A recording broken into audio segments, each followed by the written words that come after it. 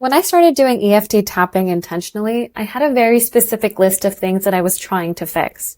Of course, that list evolved as my life did, but it started out with basic things like don't be bedridden for 10 days, heal this constant anxiety, heal the chronic depression that keeps coming back.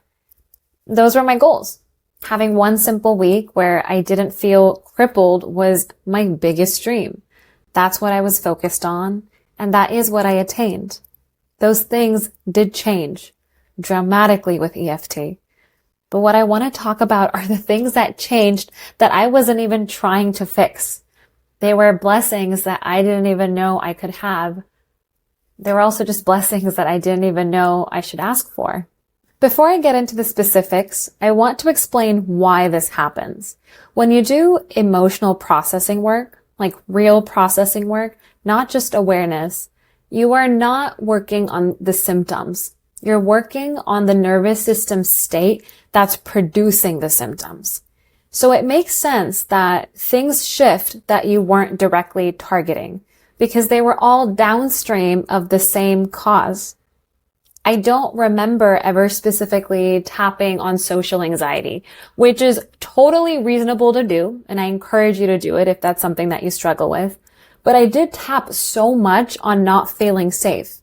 I was clearing beliefs about why I couldn't be myself. But because my social anxiety was rooted in the same underlying state, it shifted too. That's what I kept discovering over and over, and I still discover that every day. Things that I had just assumed were my personality, just who I was, started quietly changing. And honestly, that's an entirely different video.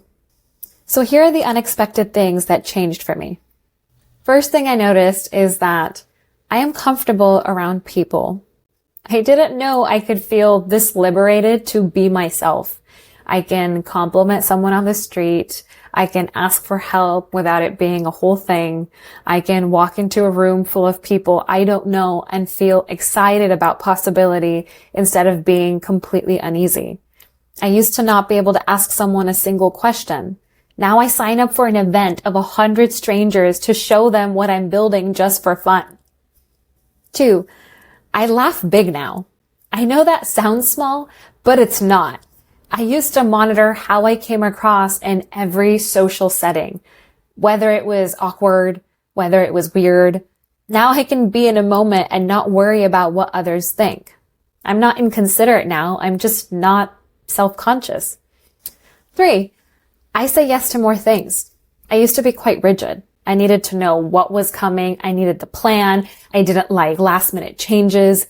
Turns out a lot of that was just a nervous system that didn't feel safe with unpredictability.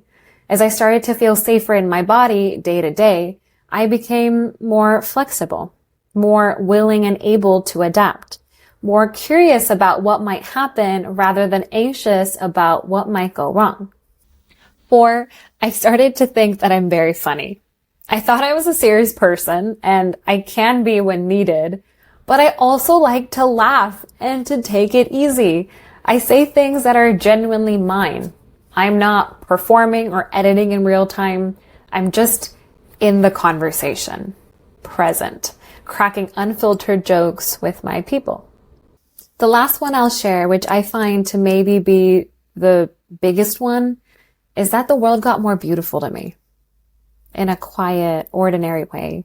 I started noticing things I had been too busy to actually take in, like the way the light comes in through a window in the late afternoon, a really good conversation where time disappears, the laughing lines on my mom's face, music becoming an experience instead of just noise to busy my mind.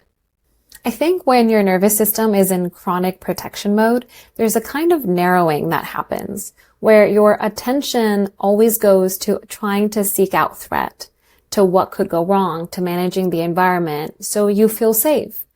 And beauty, like real beauty, the kind that requires you to be fully present and open, just can't find its way in. There's no space for it or time. The gates are closed. As mine started to open, things I had always technically seen started to actually reach me. I'd walk outside and feel genuinely moved by something simple. Not every day, not in some constant state of awe, but enough that I noticed the difference. When I first noticed it, I couldn't help but cry. I didn't know that I was living behind glass until I wasn't anymore.